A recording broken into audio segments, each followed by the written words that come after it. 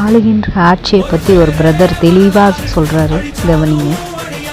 எங்கே யார் நின்னாலும் 234 தொகுதியில் தலைவர் தான் இந்த ஸ்டாலின் தான் வேட்பாளர் நினைச்சு வேலை பாருங்க.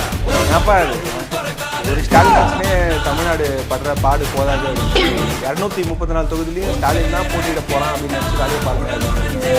என்னப்பா அதுக்குமா இதில் வேற ஸ்டாலின் தொடரட்டும் தமிழ்நாடு ஸ்டாலின் தான் வர போகிறாரு அப்படின்னு பெண்களுடன் ஸ்டாலின் வாயில வாசி 2021 தேர்தலப்போ இப்படிதான் ஸ்டாலின் தான் வராது, விஜய் கடை போறாரு, பாட்டு போட்டு அப்புறம்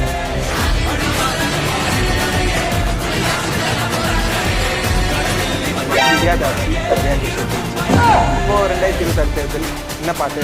ஸ்டாலின் தொடரட்டும் தமிழ்நாடு வெல்லட்டும், பெண்கள் அழட்டும், கொலை விழட்டும், கடத்தல் தொடரட்டும், கஞ்சா புழங்கட்டும், விட்டுருங்கப்பா மக்கள் பிழைக்கட்டும். 5 வருஷம் ஆட்சியில் 5 லட்சம் கோடி ரூபாய்க்கு மேலே கடனை ஏற்றி விட்டாச்சு.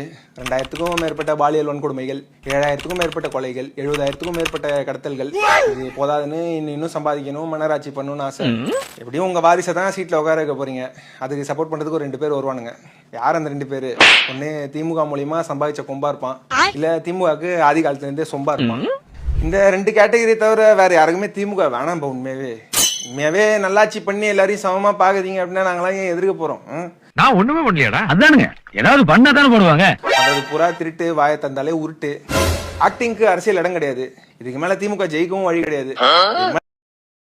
திமுக சாதனையை பற்றி தெரிஞ்சுக்கிட்டீங்கல்ல, இது இன்னும் தொடரணும்னு ஒரு பிரதர் போராடமா.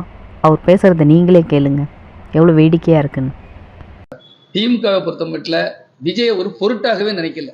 அப்படி பார்த்தா அந்த கரூர் சம்பவத்திலே அவ்வளோத்துக்கு மக்களுக்கு நல்ல இசை. தலைமை கழகத்திலிருந்து அவங்க முடிவு செய்தால் நான் கண்டிப்பாக கன்னியாகுமரி சட்டமன்ற தொகுதியில் எதிர்கொள்வேன். அது விஜய் அவர்கள் எந்தெந்த தொகுதியில் யார் நிப்பாட்டினாலும் அவர்களுக்கு எதிராக கண்டிப்பாக களமிறங்கி நான் பணியாற்றுவேன்.